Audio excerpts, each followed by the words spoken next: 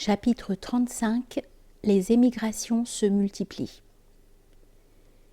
Désormais, le prophète encourageait ses disciples de la Mecque à émigrer à Yathrib. L'un d'entre eux, du reste, l'avait déjà fait. La mort d'Abu Talib avait privé de protecteur son neveu Abu Salama et celui-ci s'était senti contraint de chercher refuge contre son propre clan.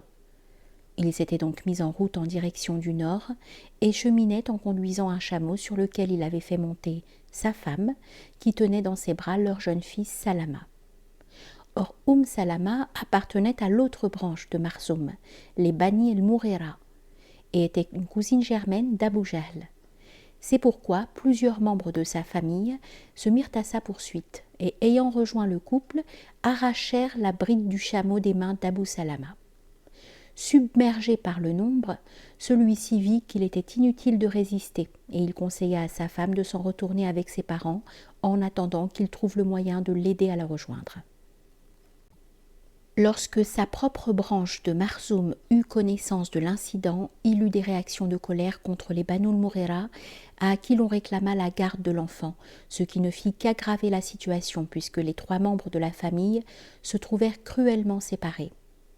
Finalement, l'ensemble du clan fut ému de pitié et permit à Salama de reprendre son fils et d'aller rejoindre son mari. Elle partit seule avec son fils, montant un chameau, mais elle n'avait pas parcouru 3 lieues qu'elle rencontra un homme de Abd ad-Dar, Uthman ibn Talha, qui n'était pas encore croyant, mais qui insista pour l'escorter jusqu'à la fin de son voyage. L'un et l'autre avaient entendu dire qu'Abu Salama se trouvait à Kouba, village situé au point le plus méridional de Yathrib, à l'emplacement où l'oasis bute contre la coulée de lave qui y forme l'une des 2 étendues de pierre noire. Aussi, lorsqu'ils arrivèrent en vue de la palmeraie, Uthman prit-il congé d'elle avec ces mots. « Ton mari se trouve dans ce village, entre-y donc avec la bénédiction de Dieu. » Et rebroussa-t-il lui-même son chemin vers la Mecque. Salama n'oublia jamais la bonté de cet homme dont elle rappelait souvent la noblesse de caractère. Après le 2e serment de Aqaba, les musulmans qurayshites commencèrent à émigrer en grand nombre.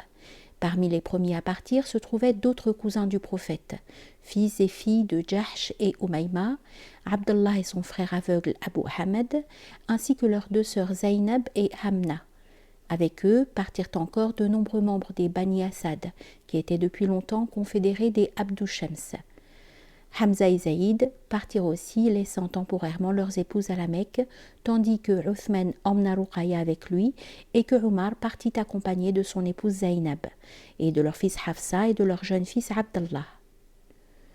Le mari de Hafsa, Khunays, du clan de Sam, était aussi avec eux.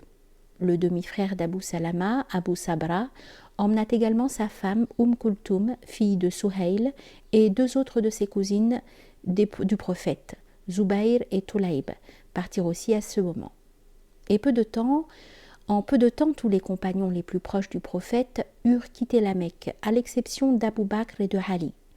Abu Bakr avait demandé au prophète la permission d'émigrer, mais il lui avait été répondu « Ne te hâte pas de partir, car il se peut que Dieu te donne un compagnon. » Abu Bakr avait alors compris qu'il devait attendre le prophète, et il donna des ordres pour que 2 de ses chameaux soient nourris de feuilles de gommier en prévision de leur voyage à Yathrib.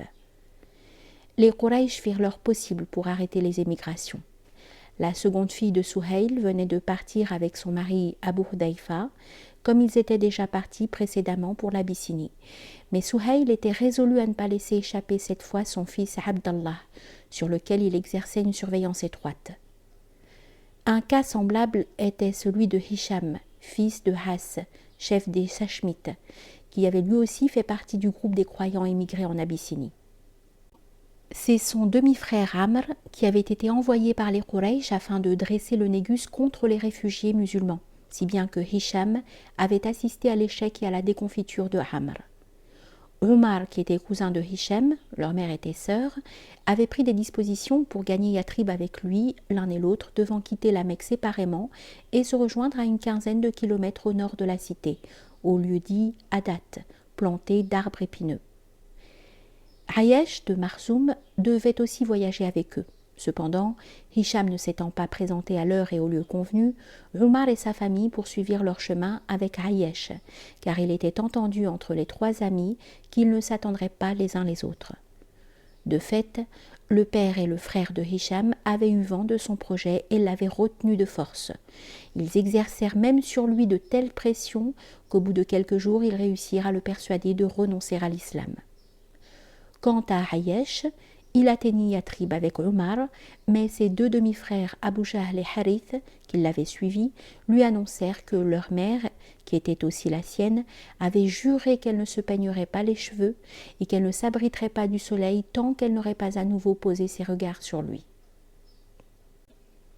Ayesh fut très troublé par cette nouvelle, mais Omar lui dit « Ils n'ont d'autre désir que de t'éloigner de ta religion.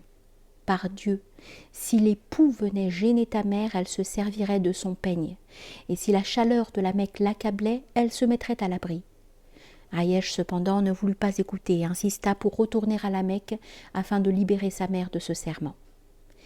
Il avait aussi l'intention de récupérer quelque argent qu'il avait omis de prendre avec lui. Cependant, à peine était-il arrivé à la moitié du chemin qu'Abu Jahl et Harith se saisirent de lui lièrent pieds et poings et le ramenèrent à la Mecque comme un prisonnier, clamant alors qu'ils entraient dans la ville. « Habitants de la Mecque, agissez avec vos écervelés comme nous avons agi avec l'un des nôtres. » Comme Hicham, Ayesh fut persuadé de renoncer à l'islam, mais ni dans un cas ni dans l'autre, cette renonciation ne fut définitive.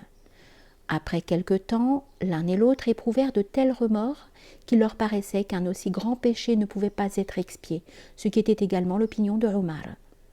Après coup, cependant, descendit la révélation « Ô mes serviteurs qui avez commis des excès contre vous-mêmes, ne désespérez pas de la miséricorde de Dieu.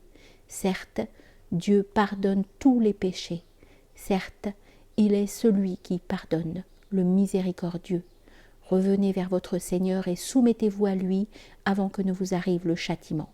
Alors, vous ne seriez pas secourus. » Omar avait transcrit ces versets et avait trouvé le moyen d'en faire parvenir le texte à Hicham, qui a rapporté ceci. « Lorsque le message me parvint, je l'approchai de mes yeux puis je l'en éloignai, mais je ne parvenais pas à en comprendre le sens jusqu'au moment où je dis « Ô Dieu, fais-moi comprendre ces paroles. » C'est alors que Dieu mit dans mon cœur qu'elles avaient été révélées pour notre propre cas, en relation avec ce que nous disions de nous-mêmes et avec ce que l'on disait de nous. Hicham montra le message à Ayesh et tous deux renouvelèrent leur adhésion à l'islam et attendirent l'occasion de s'en échapper.